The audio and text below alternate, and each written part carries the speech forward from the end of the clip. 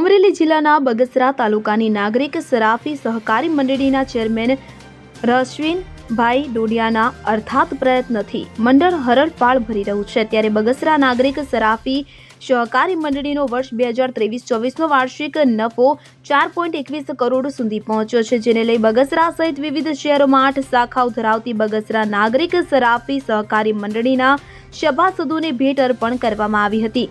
જિલ્લા sub registrar અને મામલતદાર પ્રશાંત ભીરી, નાયબ મામલતદાર નિહાળ વગાસિયા તેમજ મંડળીના ડિરેક્ટરો સહિત આગેવાનો સાથે મંડળીના ચેરમેન રશ્વિનભાઈ ડોડિયા દ્વારા મંડળીની કામગીરીનો અહેવાલ રજૂ કરવામાં આવ્યો હતો। મંડળી રાજ્યમાં સતત 6 વર્ષથી બીજા ક્રમે આવેલ છે, ત્યારે સભાસદોને 15% ડિવિડન્ડ સાથે ભેટ આપવામાં આવી હતી।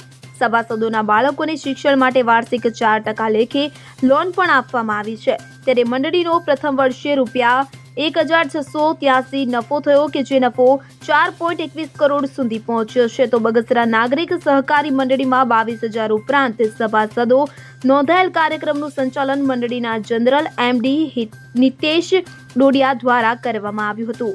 ગુજરાત સરકારના માર્ગ મકાન વિભાગ દ્વારા બગસરા બાયપાસને રિસર્ફેસિંગનું કામ 4 કરોડના ખર્ચે મંજૂર કરવામાં આવેલ છે, જે તાજેતરમાં શરૂ કરેલ છે અને અંદાજિત 10 થી 15 દિવસમાં કામગીરી પૂર્ણ કરવામાં આવશે। આ રોડ ક્યાં ક્યાં લગી જાય? આ રોડ અટલજી પાર્કથી શરૂ થઈ અને અહીંયા CNG પંપ સુધી બનશે।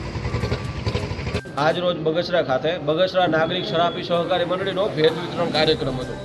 આ બાબતે આ કાર્યક્રમમાં હાજર રહી અને હાલ સહકાર ખાતા દ્વારા જે નવી પહેલો ચાલે છે એ બાબતે સભાસદોને જાણકારી આપી હતી।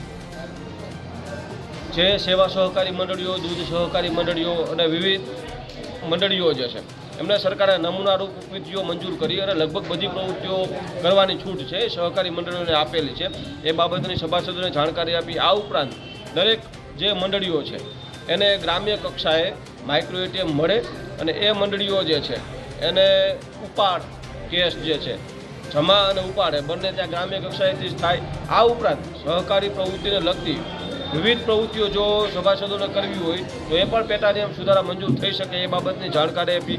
આ ઉપરાંત જે સહકાર મંત્રાલયની સ્થાપના થઈ 2021માં, ત્યારબાદ સહકાર મંત્રાલય દ્વારા જે કંઈ પણ નવી પહેલો છે અને નવા જે ઇનિશિયેટિવ છે એની જાણકારી દરેક સભાસદોને આપવામાં આવેલ હતી।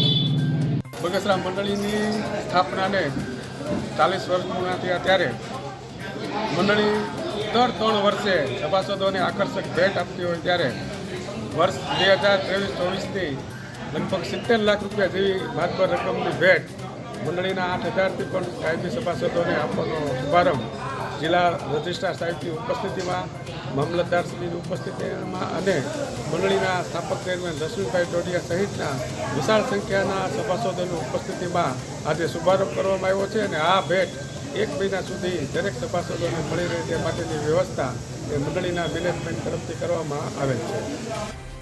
અશોક મણવર સાથે CN24 ન્યૂઝ અમરેલી। હવે જુઓ દેશ દુનિયાની તમામ ખબરો તમારી આંગળીના ટેરવે।